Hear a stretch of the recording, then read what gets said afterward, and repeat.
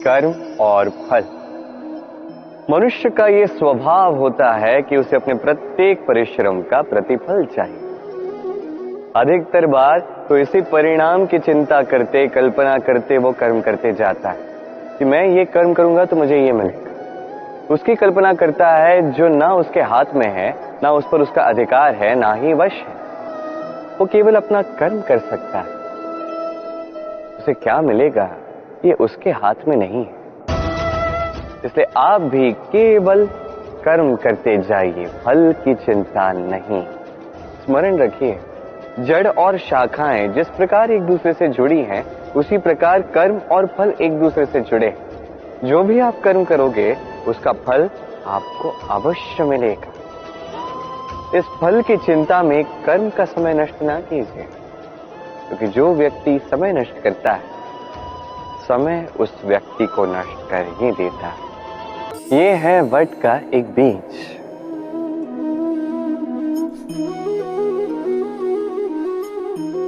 चलिए इसे बोते हैं, थोड़ा जल देते हैं।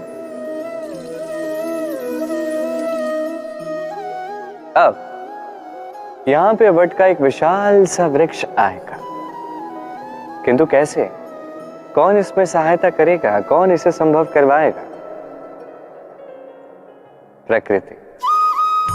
जी हाँ, इस संसार में जो भी बनता है या जो भी बिगड़ता है उसके लिए उत्तरदायी प्रकृति ही होती है। प्रकृति के कारण ही तो धूप आती है, उसी के कारण ही तो वर्षा होती है, जल मिलता है। उसी के कारण ये वट का बीज वट के विशाल वृक्ष में परिवर्तित होगा। किंतु किसी मनुष्य को देखिए, मनुष्य कहता है कि इस वृक्ष पे मेरा अधिकार है।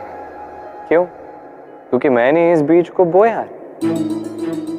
अब सारा कार्य प्रकृति करे और सारा श्रेय मनुष्य ले जाए, क्या ये उचित है? कदापि नहीं। अब इसी का उत्तर प्रकृति में ही छिपा है। कभी कोई पक्षी भी किसी बीज को बो देता है, वहां एक वृक्ष आ जाता है, उस पर फल लगते हैं, वो पक्षी उस फल को खाता है, किंतु शेष सभी पक्षियों को, प्राणियों को वहां का फल खाने से मना नहीं करता। उस वृक्ष पर अपना अधिकार स्थापित करने का प्रयास नहीं करता, सब में बांटता है। और यही हमें करना चाहिए। जो प्रकृति से आया है उसे पुनः प्रकृति तक लौटने दें, ये सबसे अधिक आवश्यक है। पंछी की भांति बनिए, तभी आपका मन भी इस आकाश में उड़ना सीखेगा। इसे रेती कहो, माटी कहो या धूल कहो, इससे कितना कुछ किया जा सकता है। इससे आप अपने निवास स्थान का निर्माण कर सकते हो, दीवार खड़ी कर सकते हो, भवन का निर्माण कर सकते हो। किंतु यदि इस रेती को अपनी मुट्ठी में बंद रखने का प्रयास करोगे, ये फिसल कर गिर जाएगी। आप कभी इसे अपने मुट्ठी में बंद करके नहीं रख सकते। कुछ यही है हमारा जीवन, कुछ यही है समय। इस मुट्ठी में बंद रेती की भांति समय को हम रोक नहीं सकते, थाम कर नहीं रख सकते। ये बहता चला जाएगा। ये जन्म से लेकर मृत्यु तक का समय, ये सीमित समय है, और इसमें हम जो कुछ भी करते हैं उसी से हमारा मूल्य निर्धारित होता है। इस संसार से चले जाने के पश्चात भी संसार इन्हीं कर्मों के लिए हमें जानता है। अब इसमें यदि आप ये सोचोगे कि आज मुझे ये कार्य करना था, मैं कल कर लेता, कल मुझे लक्ष्य तक पहुंचना था, मैं परसों पहुंच जाऊंगा, नहीं। ये समय मूल्यवान है, इसे व्यर्थ मत कीजिए। इस समय का उपयोग कीजिए, महानता की ओर अग्रसर हो जाइए। इसे मुट्ठी में बंद करने का प्रयास करोगे तो ये समय नहीं रुकेगा। हम सभी के जीवन में दो प्रकार के व्यक्ति सदैव होते हैं, मित्र और शत्रु। वो हमारा प्रिय मित्र है जो हमारे जीवन में सदैव हमारे साथ रहता है। कभी कभी हम उसके लिए कुछ करते भी नहीं हैं, तब भी हमें आनंद प्रदान करता है, प्रेम प्रदान करता है। और दूसरे होते हैं हमारे शत्रु। देखा जाए तो जब हम जन्म लेते हैं तब तो कोई हमारा मित्र नहीं होता, कोई हमारा शत्रु नहीं होता, किंतु जैसे जैसे जीवन आगे बढ़ता है, हमारी आयु बढ़ने लगती है, तब हमारे मित्र और शत्रु दोनों की संख्या बढ़ने लगती है। और ये सब निर्भर करता है हमारी वाणी पर और हमारे व्यवहार पर। अब आप यदि किसी व्यक्ति का स्वागत करते हैं खुले हाथों के साथ, प्रेम के साथ, तो व्यक्ति आपका मित्र ही बनेगा। किंतु इन्हीं हाथों का उपयोग आप करते हैं किसी को रोकने के लिए आगे बढ़ने से, बिना किसी कारण किसी पर प्रहार करते हैं, तो उसके मन में शत्रुता की भावना जाग सकती है। रही बात वाणी की, तो वाणी यदि मीठी हो तो आप सबको अपना बना सकते हैं। यही वाणी कड़वी हो तो अपनों को भी दूर कर सकते हैं। तो इस वाणी पर संयम रखिए। तितलियों को देखा है, कितनी सुंदर होती हैं तितलियां। उन्हें देखो तो जाने अनजाने में मुख पर मुस्कुराहट आ ही जाती है। किंतु ये तितलियां जन्म से ही ऐसी तो नहीं होती। जन्म से ही इनके पास पंख नहीं होते, ये उड़ नहीं पाते। जब एक तितली जन्म लेती है तो एक अंडक के रूप में जन्म लेती है। धीरे धीरे वो अपने इस कवच को तोड़ती है बड़े परिश्रम के साथ, फिर कीट बन के रेंगती है, फिर बड़ी पीड़ा सहती, बड़ा परिश्रम करती है, फिर उसका रूप बदलता है, फिर उसके पंख निकल आते हैं, फिर वो उड़ान भरती है। ये निरंतर परिश्रम ही सफलता का मूल मंत्र है।